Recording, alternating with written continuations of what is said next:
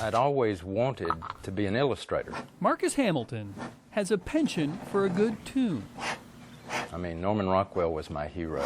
Marcus grew up in Lexington, and from looking at his childhood artwork, you could tell his love for all things Disney as well. I loved it. That skill eventually got him voted most talented in his high school class, and after getting a degree in commercial art, he landed a job in the art department at WBTV in Charlotte. Yeah, this is the actual painting. But soon broke out on his own doing freelance work. I can't tell what that says. That got noticed. Oh, my best, Bob Hope. He did this portrait of Bob Hope for the Saturday Evening Post Christmas issue in 1978. My sister, Jean, in Lexington, called me when the magazine came out. She said, I just came back from the newsstand. Did you know that your painting is on the cover? And I said, you're kidding.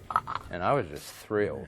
That was probably the highlight of my whole freelance career. A career that flourished until his work was replaced by a silicone chip. It was so different looking. And a mouse. And the need for the hand-painted, hand-drawn illustration seemed to kind of go by the wayside. Art directors weren't interested anymore in that particular style, and that's all I could do.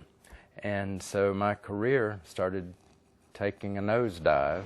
That nosedive crash-landed here. The guy whose work was on the cover of the Saturday Evening Post ended up working for minimum wage at Walmart.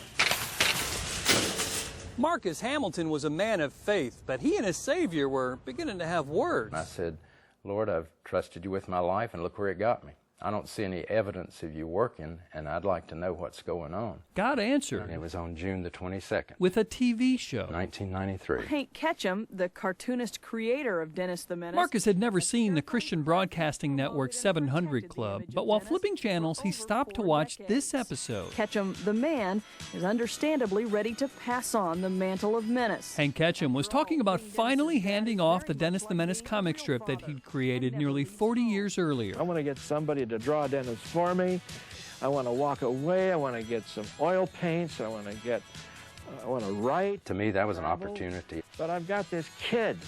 It keeps tugging me. So I went straight to the telephone, got his phone number, called him out in California, and told him I was interested in drawing Dennis if he was serious about retiring. Ketchum was so serious about retiring that he was willing to train Marcus to replace him. I faxed that to Mr. Ketchum, and he told me to change the perspective to show Dennis facing forward and have the cat in the background.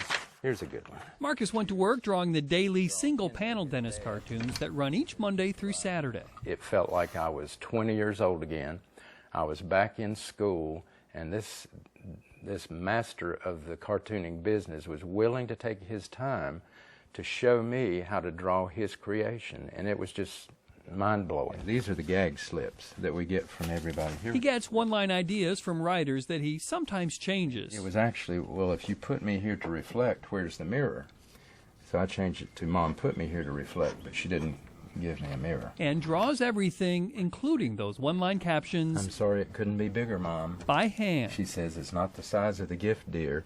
It's the size of the love behind it. Over the 17 years he's been doing This it. kind of shows the process. Some think he's grown to look like Mr. Wilson. I don't see the resemblance myself.